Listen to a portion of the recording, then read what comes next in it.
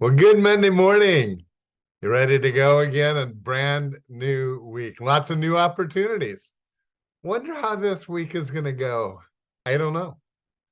I know the person who does know, though, and that's Jesus. And he loves you so much, and me too. And what a blessing, huh? He is in control of our week. But how we respond to it, that's kind of up to us, is it not?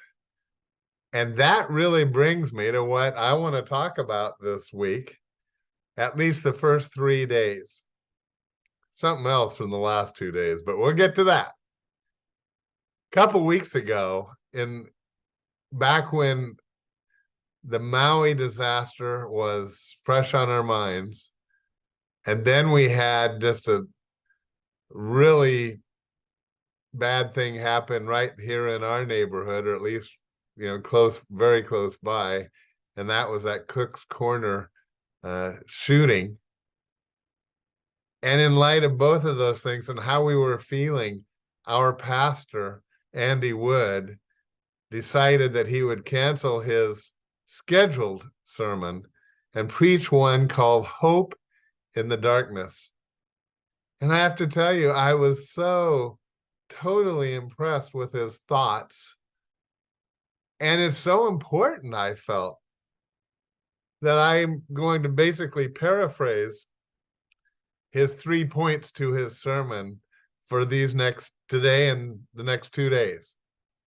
I wanted to do that because his points were so important. And it's been a few weeks since then, but there's always something. And it's life. And life can be discouraging if your focus is on those things that are rough for us. And it doesn't need to be a shooting or a natural disaster. It can just be things in our own life that kind of bring us down. It can be a diagnosis that we just, oh Lord, how could you let this happen? Or something to a loved one. Oh Lord, how could you let this happen? There's lots of reasons, and I know that you know them. You might be experiencing one right now. You might not, but you will at some point in life. In this life, you will have pain, Jesus said.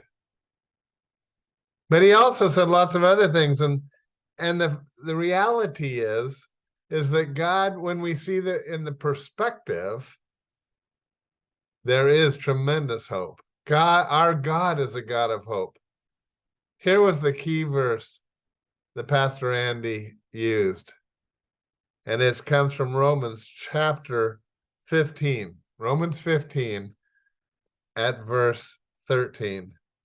This is what I want to get us down more than anything else. May the God of hope, he calls God the God of hope, fill you with all joy and peace as you trust in him, so that you may overflow with hope by the power of the Holy Spirit. Do you want to overflow with hope, even when tough times are with us? I do. I want that to happen. And I want to live like that.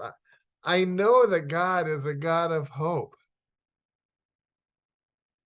Well, like I say, Pastor Andy had 3 points.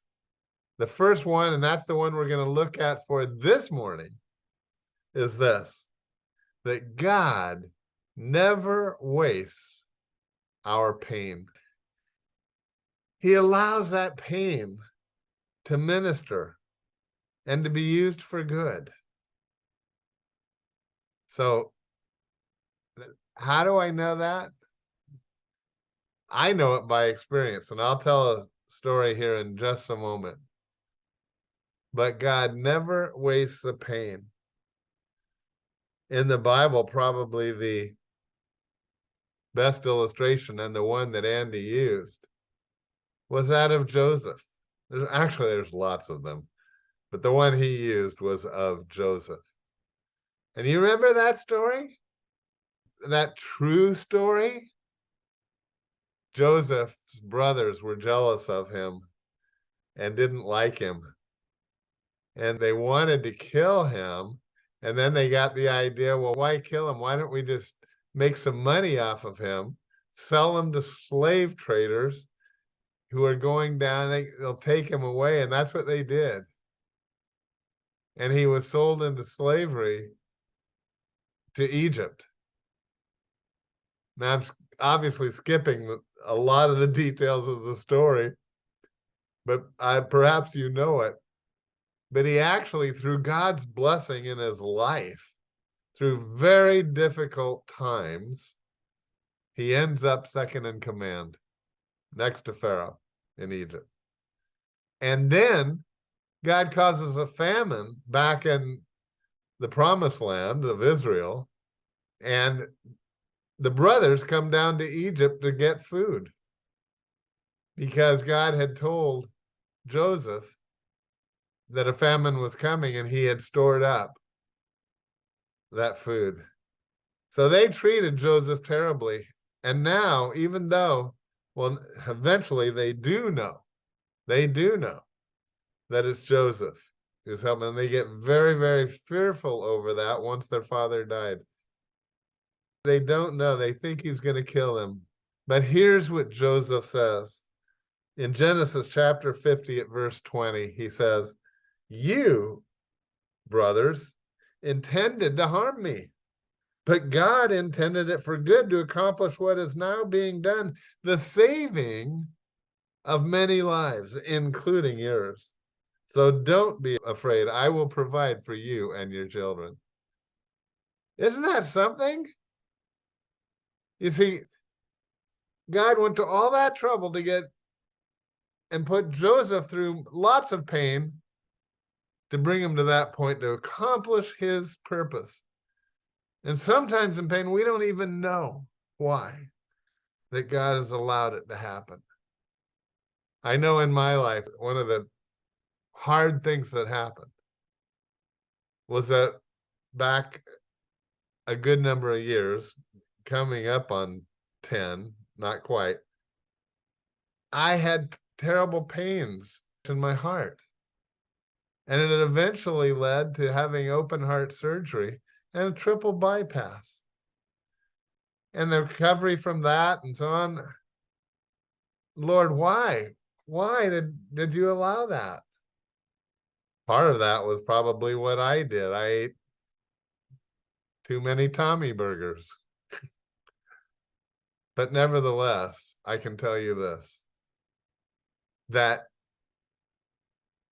when I'm talking with people, men or women, who have to face or have faced a similar operation, guess what? I can really relate to them and they to me.